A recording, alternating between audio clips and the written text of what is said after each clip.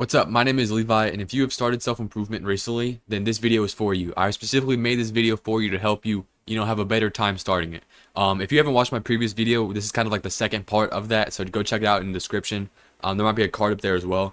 But yeah, let's start. So in the last video, we talked about how you can start self-improvement, specifically stuff about identity, why identity is important, like stuff like a habit tracker. We talked about that. In this video, we're going to be talking about two other things. The idea of starting small and how to kind of deal with failure. Sorry if I sound a little like nauseated in my voice. I sound kind of weird right now because my nose has been going crazy today, so forgive me about that, but let's start. So like I said, we're starting to talk about starting small, right? I wanted to talk about this because it may seem kind of obvious, but I think I may have made a mistake like this before, and I just want to talk about it just in case you may do that as well. So what do I mean when I say start small? You know how we talked about habit trackers and how you take the habits of who you want to be like? I don't want us to take like 20 habits from somebody. I want us to take a couple habits at a time.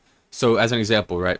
Instead of being like, okay, I just started self-improvement, let me take 20 habits. How about you start with 3 or 5? Like for me personally, I started off with 5 habits. I think if you take too many habits at once, you kind of lose focus on all of them. It's like you spread out your mental resources so much that you don't have a good grasp in any of the habits. So maybe you're better than me, but me personally, I think it's good that we just started self-improvement, so we should start small.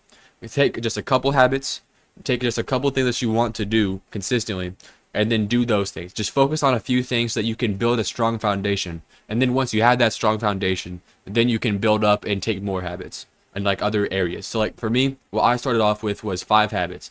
I wanted to be more theologically, strong. So I took the Bible habit where I would just read maybe a chapter or two at least every single day. I wanted to be more grateful. So I took a journaling habit where I journal what I'm grateful for. I wanted to be more present, so I took a habit where I just focus on the present.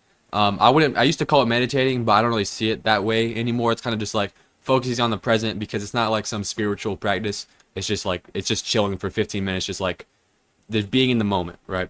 I took another habit. I want to be more knowledgeable in like how to do YouTube and stuff like that. You can see I have books up there. So I took a reading habit where I just read every now and, or not every now and then, but every single day. And then I want to be more physically fit, so I took a exercise habit. So I took 5 habits from people I wanted to be like, and I started there. And then for like a couple months, I just chilled with those 5 habits. And then once I kind of integrated that into my daily life, they became my actual habits. I became those people.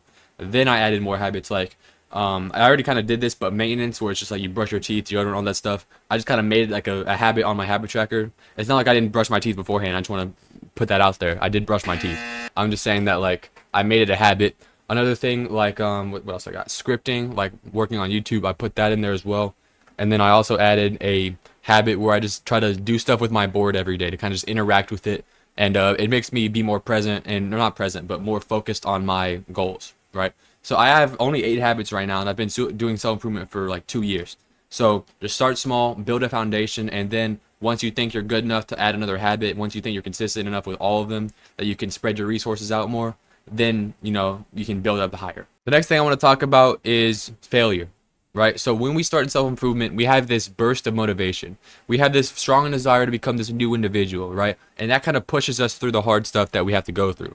Stuff we don't want to do, like maybe if you don't want to work out, you get pushed through with that motivation. If you don't want to quit social media, but then that motivation, pushes you to do that. When we start self-improvement, we have this, I'm just trying to say, we have a big wave of motivation. But once we're, say, 6 months into self-improvement, that wave is kind of gone, right?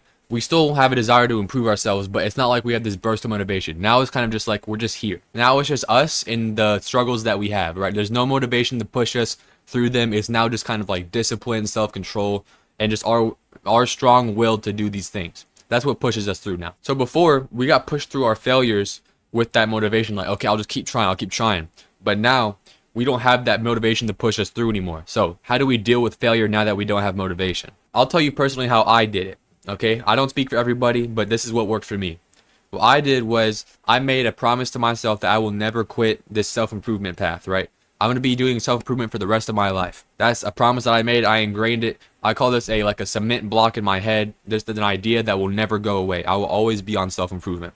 If you can commit to this, like, of that strength, then you're not going to quit. So at least you can keep failing, but you won't ever get off the path if you make such a strong commitment. I also remind myself that this happens to everyone, and it's going to happen again. So this isn't a time of forever. I'm not going to be down forever. I'm going to get back up from this. Because if you're thinking like, dang, this is going to be like this for my entire life, like I'm just going to keep failing and failing, then of course you're going to want to, quit, or you're not going to like help yourself get out of that. If you point out to yourself that, this failure isn't going to last forever, that you're going to be able to succeed again, then that'll help you, keep going. That'll help you get through that failure. Because if you see that failure as permanent, or if you don't really think about how it's going to be afterwards, then I think that you're just kind of making it harder to get out of that failure. You're going to stay in that failure longer if you keep thinking about how like hard it is and how bad it is. Pretty much, it isn't permanent. Failure isn't permanent if you don't make it permanent. If you stay in your failure, then you're going to, permanently be in that state.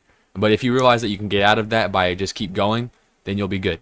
Another thing is I always try to remind myself of my end goal. So if you have an end goal, whatever it is, make sure you're always thinking about, okay, that's what my goal is. This is why I'm doing this. Why I'm keep going. And another thing is, if you focus on your failure so much, you never give yourself time to kind of try to figure out how to fix it. If you're always thinking about, dang, bro, I suck, bro, I'm failing so much, dude, like, you're not giving yourself time to kind of understand why you failed and then also find out a way to fix it. If you're just focusing on the negative, then, you're not going to be able to get out of that. You're going to be in that state forever. So, how do you deal with failure? I'm going to go over it one more time. Remind yourself of your goal. What is the end goal? Why are you doing this? Make a strong commitment to yourself that you're never going to give up on this path. Make sure you know that this failure isn't forever if you don't let it be. And when you fail, make sure you don't focus, solely on the negative aspects of failure. If you focus too heavily on the negative aspect, you'll never be able to understand how you can get out of that failure and how you can improve yourself from it.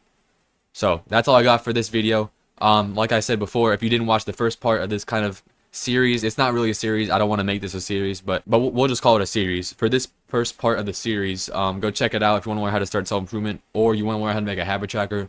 I think that if you watch that video first and then watch this one, you'll get like a better understanding of both, and you'll have a good time starting self-improvement.